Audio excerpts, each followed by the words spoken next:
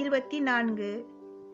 என்னிடத்தில் விசுவாசமாயிருக்கிறவனவனும் இருளில் இராதபடிக்கு நான் உலகத்தில் ஒளியாக வந்தேன். யோவான் 12:46. பரிசுத்த ஆவியே சபையாருக்கு வெளிச்சமாயிருக்கிறது. இந்த வெளிச்சத்தினாலேயே அவர்கள் எல்லா சத்தியத்துக்குள்ளும் நடத்தப்படுகிறார்கள். அதனாலே அப்போஸ்தலனாகிய பேதுரு அதிக உறுதியான தீர்க்க தரிசன வசனம் நமக்குண்டு. பொழுது விடிந்து விடிவள்ளி உங்கள் இருதயங்களில் தோன்றும் அளவும் இருளுள்ள ஸ்தலங்களில் பிரகாசிக்கின்ற விளக்கை போன்ற அவ்வசனத்தை கவனித்திருப்பது நலமாயிருக்கும் என்றார். 2 பேதுரு 1:19.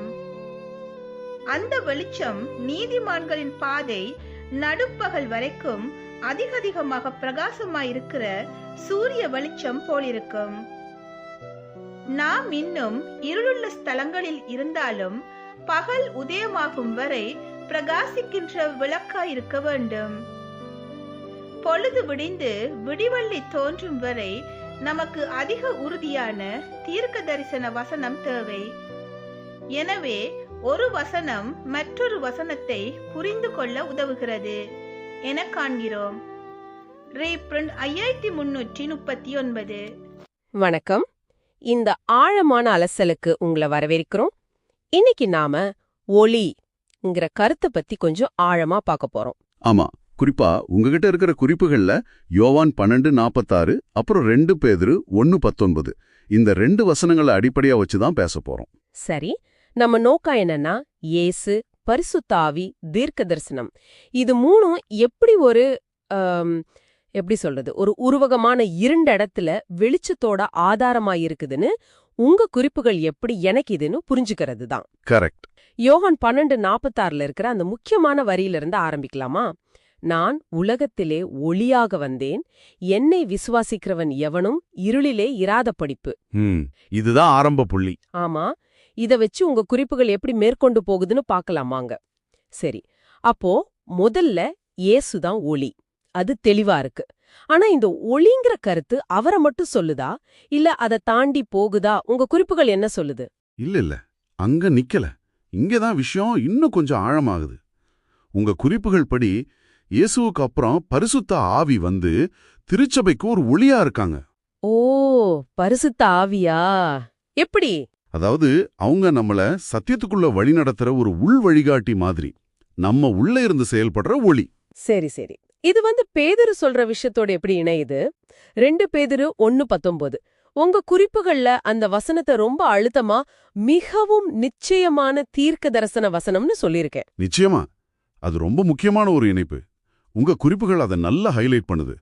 பேதுரு என்ன சொல்றாருன்னா, சொல்லுங்க, இந்த தீர்க்க தரிசன வார்த்தையை ஒரு இருட்டான இடத்துல பிரகாசிக்கிற விளக்கு மாதிரி நம்ம கவனிக்கணும்னு சொல்றாரு. ஓ, அப்போ நாம இன்னும் அந்த இருட்டுல தான் இருக்கோமா? உங்க குறிப்புகள் அப்படிதான் சுட்டி காட்டுது. நாம இன்னும் அந்த இருண்ட இடத்துல தான் இருக்கோம். அதனால அந்த விளக்கு தேவைன்னு வருது. அப்படியா? அப்போ இந்த இருண்ட இடம் நான் என்ன அர்த்தம்? இந்த குறிப்பிட்ட தீர்க்க தரிசன ஒளி இது எது வரைக்கும் நமக்கு தேவைப்படும்னு உங்க குறிப்புகள் சொல்லுதா? ஆமா, சொல்லுது. இத ஒரு பெரிய படத்தோட வச்சு பார்க்கணும். உங்க குறிப்புகள் சொல்றபடி இந்த இருள் முழுசா நீங்கி விடியல் வர்ற வரைக்கும். விடியல்?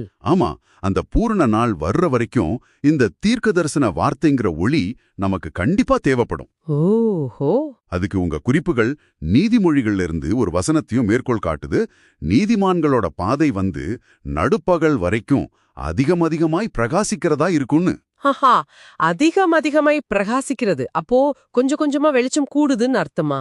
ஆமா, அப்படிதான் தெரியுது.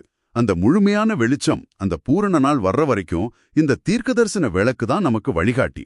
ஓ, அப்போ உங்க குறிப்புகள் சொல்றத தொகுத்து பார்த்தா இயேசுவ ஆரம்ப ஒளி, அப்புறம் பரிசுத்த ஆவி திருச்சபைக்கு உள்ள இருக்கிற வழிகாட்டு மொழி, அப்புறம் இந்த தீர்க்க தரிசன வார்த்தை. இது நாம இன்னும் கடந்து போயிட்டு இருக்கிற இந்த இருளான காலத்துக்கு அந்த பூரண நாள் வர்ற வரைக்கும் தேவைப்படுற ஒரு குறிப்பிட்ட விளக்கு. அப்படிதானே? கரெக்ட். ஒரு படிநிலையான வெளிச்சம் மாதிரி ஒவ்வொன்னும் அதோட காலத்துல அதோட நோக்கத்துல முக்கியமா இருக்கு. இதுல இன்னொரு விஷயமும் உங்க குறிப்புகள்ல இருக்குதே, ஒரு வேதம் இன்னொரு வேதத்தை விளக்க உதவுங்கிற மாதிரி. ஆமா, அதுவும் ஒரு முக்கியமான பாயிண்ட்.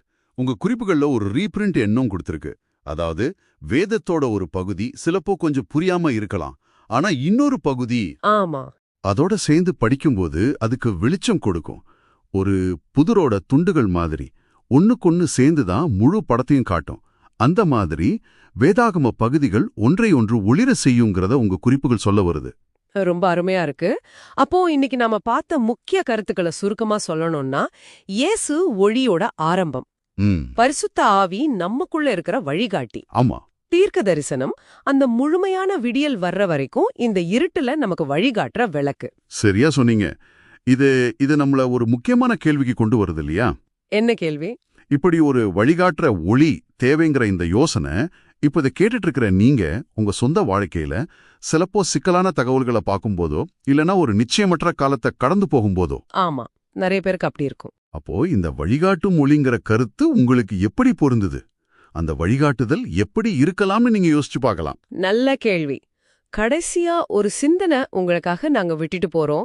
உங்க குறிப்புகள்ல ஒளி அதிகமாய் பிரகாசிக்கும்னு சொல்லியிருக்கு. ஆமா, எல்லா தெளிவும் ஒரே நேரத்துல டக்குன்னு கிடைக்காம புரிதலோ இல்ல வெளிச்சமோ கொஞ்சம் கொஞ்சமா ஸ்டெப் பை ஸ்டெப்பா அதிகரிக்கிறது அப்படிங்கிறதுக்கு என்ன அர்த்தமா இருக்கும்னு நீங்க நினைக்கிறீங்க?